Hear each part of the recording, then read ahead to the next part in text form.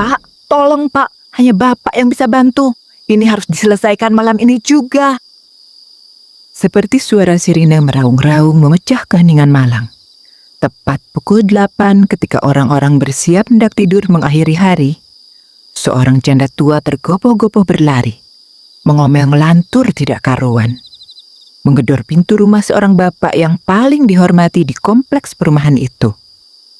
Beberapa lampu tetangga yang sudah mati tiba-tiba menyala. Pak RT, tolong saya Pak. Dengan mata seperempat watt yang sebentar lagi ceklek, Pak RT membuka pintu.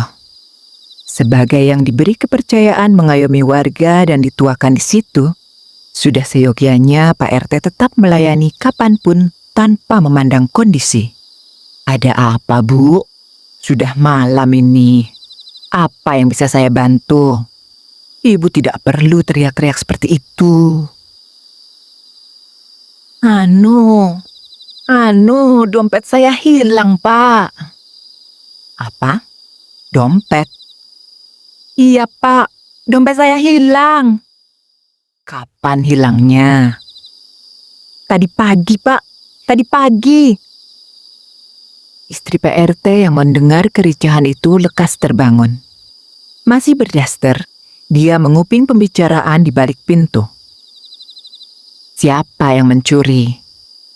Kalau saya tahu, saya tidak kesini, Pak. Bukan itu maksud saya. Siapa saja yang ke rumah ibu seharian ini? Maksud Bapak? Ya, kemungkinan besarlah mereka yang mencuri. Seharian itu janda tua yang karena keterbatasan usia sudah tidak bisa melakukan banyak hal, hanya berdiam diri di rumah.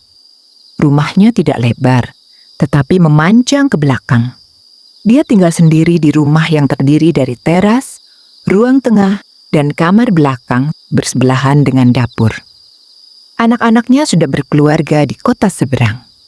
Pagi tadi janda itu meletakkan begitu saja dompetnya di atas meja di ruang tengah bersama dengan koran-koran yang biasa menjadi bacaannya untuk kemudian digosipkan sembari menikmati pisang goreng dengan secangkir teh hangat. Oh, tamu saya 3, Pak. Yuk Paijan, Bu Sulenco dan Kang Maido, katanya sembari mengelus-elus rambutnya yang beruban banyak itu. Dia berusaha keras melawan ingatannya yang mulai parah terkena penyakit lupa. Oh, begitu. Baik, saya panggil mereka. Ibu, tunggu di sini. Saat pukul 9, Pak RT bersama ketiga orang itu yang juga warga kompleks perumahan sudah duduk bersebelahan di ruang tamu rumah Pak RT. Ngaku kamu kan yang ambil dompet saya? Janda itu menunjuk-nunjuk Yuk Paijan. Matanya melotot seperti hendak keluar. Bukan saya, Bu. Buat apa saya ambil dompet Ibu? Yuk Paijan yang umurnya 6 tahun lebih muda dibanding janda itu membela diri. Saya akan bayar utang itu, Yuk. Pasti. Kamu gak percaya? Yuk Paijan menghela nafas. Sebetulnya dia geram dengan sifat janda itu, yang suka berutang ketika membeli sayur darinya, apalagi saat menawar tidak tanggung-tanggung. Dia pikir bahwa sayur dari pasar ke komplek tidak pakai ongkos. Dia pikir saya tidak menderita karena harga cabai naik, bawang putih naik, tomat naik. Tiga-tiganya dia menawar sampai-sampai saya tidak dapat untung. Tanam saja sendiri kalau begitu. Pagi tadi masih teringat jelas oleh Yuk Paijan bagaimana janda itu membolak-balikan kangkung dan melemparkan begitu saja tanpa sopan di depannya. Memilih-milih bawang putih yang baik dan sedikit mengejek ketika ada yang busuk. Tomat yang tidak jadi dibelinya pun jadi berantakan seusai dipegang-pegang. Saya cuma masuk teras, Bu. Ibu lihat sendiri kan? Saya tidak masuk ruang tengah. Tapi kan bisa saja Yuk Paijan masuk ketika saya ke dapur. Yuk Paijan masuk diam-diam lalu mencuri dompet saya. Astaga. Yuk Paijan mengelus dada. Dia tidak habis pikir orang yang sudah merugikannya menuduhnya sembarangan. Apakah dia tidak berkaca dan tidak punya malu? Memang Urusan dompet bisa membutakan segalanya. Atau jangan-jangan Bu Sulenco ya yang mencuri dompet saya? Ibu kan seharian di ruang tengah. Bukan Bu. Benar. Suara Bu Sulenco terdengar perlahan terbata-bata. Apa gara-gara ibu tidak suka pendapat saya mendukung Bu Narimo menjadi kepala desa, terus ibu mengambil dompet saya? Ya ampun Bu, tega sekali ibu menuduh saya seperti itu. Bu Sulenco dengan kacamata tebalnya sudah terkenal sebagai teman bergosip janda itu. Setiap kemana saja, mereka sering ditemukan berdua bak suami istri. Beberapa ibu tidak suka berkumpul dengan mereka. Apalagi janda itu menjadi tim sukses Bu Narimo sebagai kepala desa. Yang nyata-nyata Bu Narimo hanyalah pendatang baru di desa itu. Dan saingannya, Bu Laksono, adalah adik kandung Bu Sulenco. Seharian sempat mereka bersih tegang. Biasanya mereka akan makan siang bersama seusai ngobrol. Tetapi siang itu, Bu Sulenco pulang cepat-cepat ketika janda itu sedang di toilet. Mana tahu ibu mengambil saat saya di toilet. Astaga, ibu jahat sekali. Buat apa saya mencuri dompet ibu? Saya sudah kaya, saya tidak butuh uang ibu. Dompet itu disayangi janda itu. Berwarna biru, berbahan kulit dengan luas 20 kali 10 cm persegi. Dompet itu terlalu penting. Dalamnya terdiri dari 3 saku yang masing-masing dipisahkan sebuah sekat. Saku pertama berisi foto anak-anak dan cucu-cucunya. Wajah mendiang suaminya pun masih tersimpan di sana. Terkadang, bila rindu datang, dipandangnya kenangan-kenangan manis dari foto itu. Di saku kedua, tertumpuk uang bulanan pensiun jandanya. Dia tidak percaya bank. Setiap bulan dia tarik seluruh uang pensiunnya dan disimpan di sana. Gara-gara itu, dompet itu terlihat sangat tebal. Resletingnya hampir rusak. Sementara saku ketiga dipenuhi bon-bon utang yang belum dibayar. Mulai cicilan panci, tagihan listrik, sampai utang sayur ruyuk Paijan.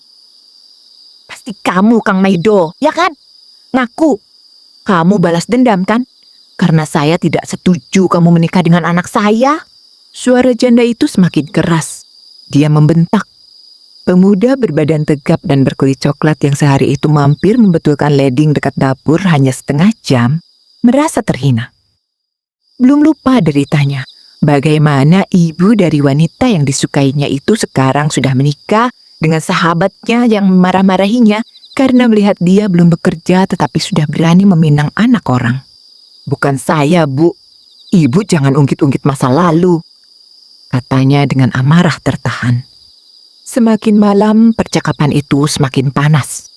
Beberapa tetangga berdatangan ingin melihat apa yang terjadi. Sebagian berusaha menengahi, sebagian hanya tersenyum. Yah, entah kenapa, beberapa orang ada yang suka dengan keributan, sampai-sampai mengabadikan. Sudah malam ini. Tidak enak dengan tetangga.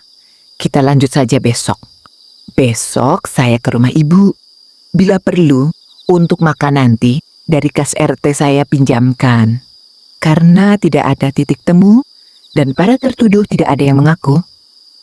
Memang, maling sulit mengaku. Semua kembali ke rumah masing-masing. Janda itu kecewa sekali. Dompet, oh dompet. Ketika isi dompet tidak ada, orang-orang selalu kelimpungan mempertahankan kehidupan di era sekarang yang segalanya butuh uang. Ketika isi dompet segitu-gitu saja, harga kebutuhan merangkak naik. Adakah yang lebih harus dilakukan selain bekerja keras menambah isinya, meskipun lewat tindakan kejahatan? Kalau isi dompet berlimpah, tidak jarang pula kelabakan mengelola sehingga sembarangan belanja dan tidak memikirkan masa tua. Bersama tetangga sebelahnya, janda itu diantar pulang. Di rumah, di atas tempat tidur, tepatnya di atas bantal kesayangannya yang sedikit terangkat, janda itu masih saja mengomel. Melantur tidak karuan. Dalam pikirannya terbayang-bayang bagaimana dia harus memenuhi kebutuhan makan besok. Bagaimana dia harus bercerita kepada anak-anaknya tentang tanggung jawab atas uang yang sudah diterimanya baru kemarin. Bagaimana pula dia membayar tagihan arisan paling lambat lusa? Pertanyaan-pertanyaan itu terus berkelebatan. Kepalanya digeser ke kanan, ke kiri, sepanjang malam suram itu. Tidak ada ketenangan dan tidur nyenyak barang sekejap mata. Meski dompetnya telah ada, janda itu juga masih sembarangan menyimpannya.